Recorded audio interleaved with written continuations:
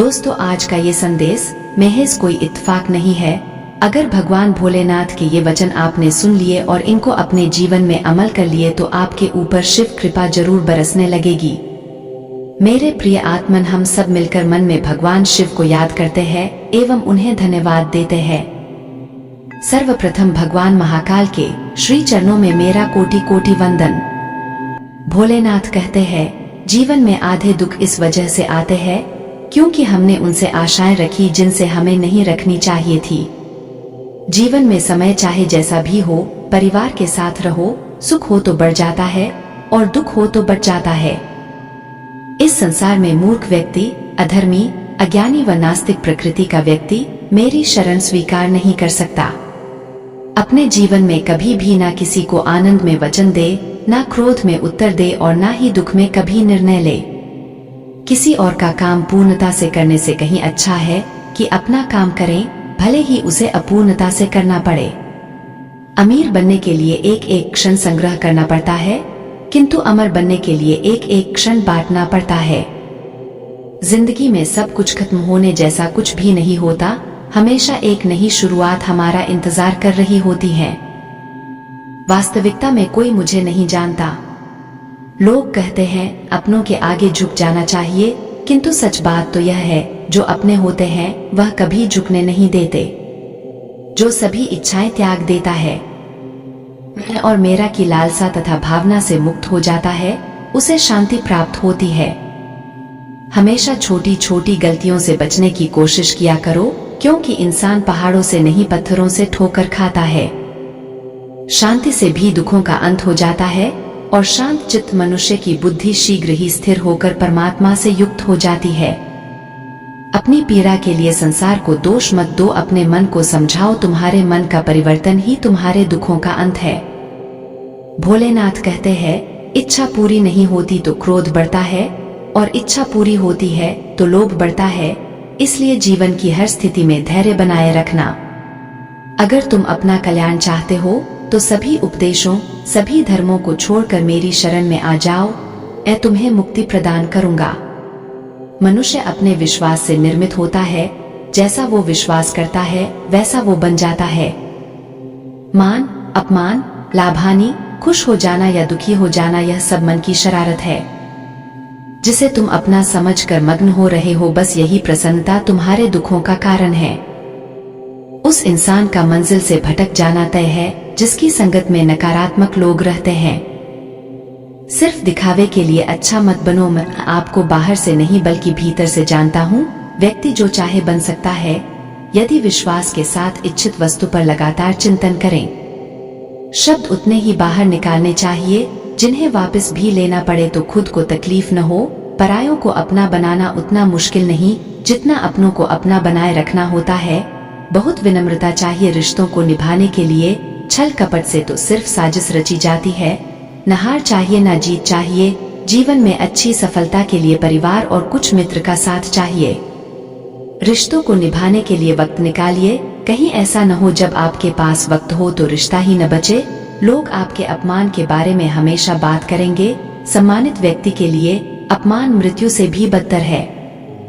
जो दूसरों की तकलीफों को समझते हैं, जिनमें दया है, दिल से अच्छे हैं, उन्हें दोबारा जन्म लेना नहीं पड़ता। जो हुआ अच्छा हुआ, जो होगा अच्छा होगा। स्वयं को मुझ पर छोड़ दो, अपने कर्म पर ध्यान दो।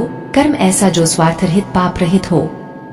शिवजी ने दुष्टों को भी अपनी गलती सुधारने का मौका दिया, क्योंकि वो किसी मनुष्य को नहीं, उसके अंदर के बुराई को मारना चाहते थे। संदेह की स्याही से संबंध के पृष्ठ पर कभी शुभ अंकित नहीं होता, इसलिए अपने मन के विचार और संबंधों का आधार दोनों ही शुभ रखें। मोहग्रस्त होकर अपने कर्तव्य पथ से हट जाना मूर्खता है, क्योंकि इससे ना तो तुम्हें स्वर्ग की प्राप्ति होगी और ना ही तुम्हारी कीर्ति बढ़ेगी। इस भौतिक संसार का यह नियम है, जो वस्तु उत्पन्न होती है, कुछ काल तक रहती है, अंत में लुप्त हो जाती है, चाहे वे शरीर हो या फल हो। यदि कोई व्यक्ति प्रेम से, भक्ति से पुष्प, फल, जल भी मुझ पर चाहा दे तो उसी भाव से उसे स्वीकार करता हूँ, वह मेरा प्रिय भक्त होता है। उससे मत डरो जो वास्तविक नहीं है, ना कभी था ना कभी होगा। जो वास्तविक है वो हमेशा था और उसे कभी नष्ट नहीं किया जा सकता। जीवन में आधे दुख इस कारण जन्म लेते हैं क्योंकि हमारी आशाएं बड़ी होती है।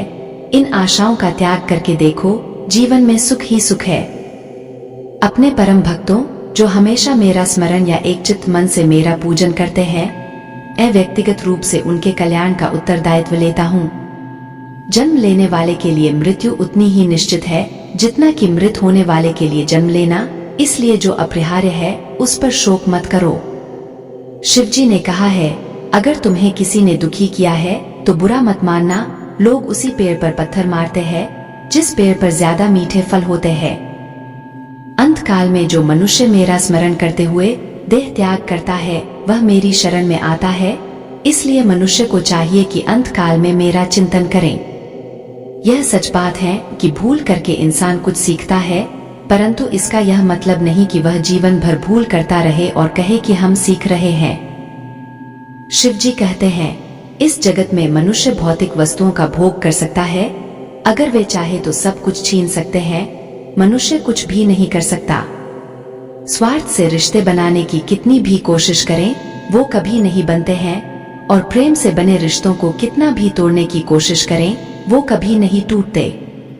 क्रोध से भ्रम पैदा होता है, भ्रम से बुद्धि व्यग्र होती है, जब बुद्धि व्यग्र होती है तब तर्क नष्ट हो जाता है, जब तर्क नष्ट होता है तब व्यक्ति का पतन हो जाता है। अगर व्यक्ति शिक्षा से पहले संस्कार, व्यापार से पहले व्यवहार और भगवान से पहले माता पिता को पहचान ले तो जिंदगी में कभी कोई कठिनाई नहीं आएगी। विषयों का चिंतन करने से विषयों की आसक्ति होती है, आसक्ति से इच्छा उत्पन्न होती है और इच्छा से क्रोध होता है, क्रोध से सम्मोहन और अविवेक उत्पन्न होता है। तुम उसके लिए शोक करते हो जो शोक करने के योग्य नहीं है, और फिर भी ज्ञान की बातें करते हो। बुद्धिमान व्यक्ति न जीवित और न ही मृत व्यक्ति के लिए शोक करते हैं। मन की गतिविधियों, होश, श्वास और भावनाओं के माध्यम से भगवान की शक्ति सदा तुम्हारे साथ है और लगातार तुम्हें बस एक साधन की तरह प्रयोग कर सभी कार्य कर रही है। हर किसी के अंदर अपनी ताकत और अपनी कमजोरी होती है। मछली जंगल में नहीं दौड़ सकती और शेर पानी में राजा नहीं बन सकता, इसलिए अहमियत सभी को देनी चाहिए। धर्म युद्ध में कोई भी व्यक्ति निष्पक्ष नहीं रह सकता है। धर्म युद्ध में जो व्यक्ति धर्म के साथ नहीं खड़ा है, इसका मतलब है वह अधर्म का साथ दे रहा है, वह अधर्म के साथ खड़ा है। अगर कोई मनुष्य हमारे साथ बुरा कर रहा है तो उसे करने दो, यह उसका कर्म है और समय उसके कर्म का फल उसे जरूर देगा। लेकिन हमें कभी भी किसी के साथ बुरा नहीं करना चाहिए, क्योंकि यही हमारा धर्म है।